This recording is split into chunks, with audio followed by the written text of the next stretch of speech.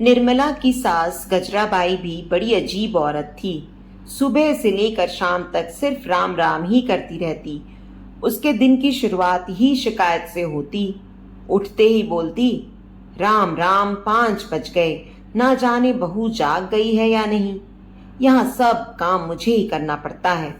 बोलते बोलते गुसल खाने में नहाने जाती। वहां गर्म पानी, तौलिया, उसके कपड़े, सब कुछ तैयार मिलते। बाहर फिर बड़बड़ाती आती, हे राम, पता नहीं चाय भी बनी है या नहीं, वरना जाकर मुझे ही बनानी पड़ेगी। पर कमरे में पहुंचते ही गरम गरम चाय उसके बेड के सामने वाली मेज पर हाजिर रहती। इसके बाद उसे चिंता होती पूजा करने की। कहती, पूजा करनी थी, देर हो रही है। बहू ने पूजा की सामग्री तैयार रखी है या नहीं। वहां पूजा के घर में सब कुछ ही तैयार मिलता, पर उसे बड़बड़ाते रहने की बहुत बुरी आदत थी। वो बड़बड़ाने से बाज ही नहीं आती। निर्मला घर का सारा काम निपटा कर हर रोज लंबा सफर तय करके ट्रेन में धक्के खाकर अपने काम पर चली जाती। उसके पहले सुबह का नाश्ता और दोपहर का खाना भी तैयार रख कर जाती। गजराबाई दिन भर पड़ोसियों के साथ गप्पे लड़ाती, बहू की बुराई करती या फिर राम नाम की माला लेकर बैठ जाती। यहाँ वहाँ के मंदिर जाकर भजन कीर्तन में लगी रहती। घर में या घर के कामों में जरा भी ध्यान नहीं। जबकि इतनी ज्यादा उम्र भी नहीं हुई थी। उसे लगता था कि बहू है तो मैं क्यों काम करूं। शाम हो जाती और बहू के घर आने के समय कुछ न कुछ दर्द का बहाना बनाकर पलंग पर पड़ी रहती।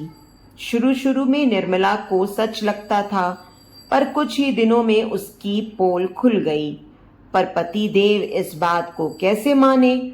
उनको तो अपनी माँ साक्षात देवी लगती। उसके लिए उसकी अपनी माँ ही प्यारी थी। फिर बीवी का सच भी उसे कड़वा लगता था। रोज शाम को थकी हारी घर आते समय जरूरत की चीजों का बोझ ढोते आती और बिना एक पल गवाए फिर शुरू हो जाती रात के काम की जंग। इसकी शुरुआत चाय से लेकर होती और पूरा खाना तैयार करके सास और पति को खिलाने के बाद कपड़े, बर्तन, चूल्हे चौके आदि की सफाई के बाद जाकर कहीं वो खाना खा पाती। रोज उसके पति के लिए स्त्री के कपड़े तक तैयार रखने पड़ते थे।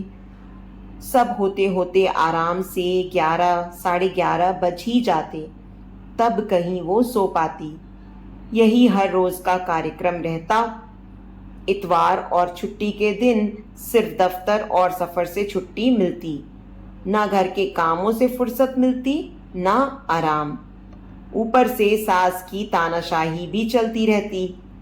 घर का वातावरण हमेशा बिगड़ा सा रहता। पति इन सब से बचने के लिए दोस्तों के साथ हर इतवार को कहीं न कहीं चला जाता और निर्मला यहाँ अशांत वातावरण में घुट कर रह जाती। पति को उसकी कोई चिंता ही नहीं थी। रोज सब काम अपने आप हो रहे थे। सब कुछ तैयार हाथ में मिल रहा था। उसे और क्या चाहिए। जब तक उसके सारे काम आराम से हो रहे थे वो बहुत खुश था। एक इतवार को उसका पति हमेशा की तरह बाहर चला गया।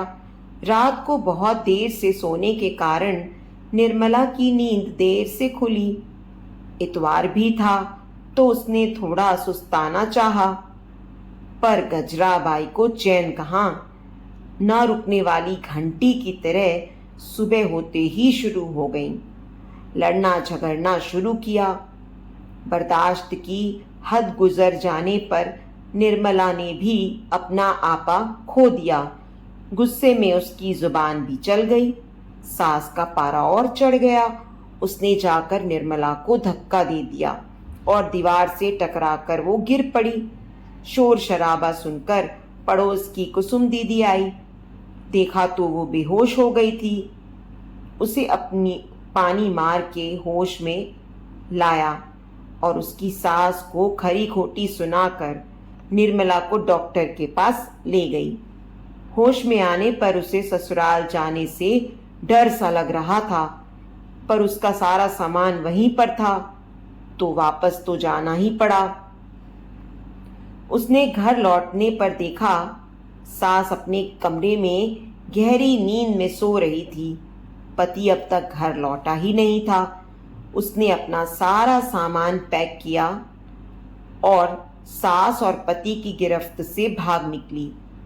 शाम को जब उसका पति घर लौटा तो उसकी देवी समान माँ ने बेटे से कहा, तेरी बीवी भगौड़ी निकली, वो भाग गई। सुनकर उसने कहा, अच्छा हुआ, मैं उसे घर से आज निकालने ही वाला था। तू फिक्र ना कर माँ, मैं तेरे लिए उससे भी बढ़िया बहू लाऊंगा।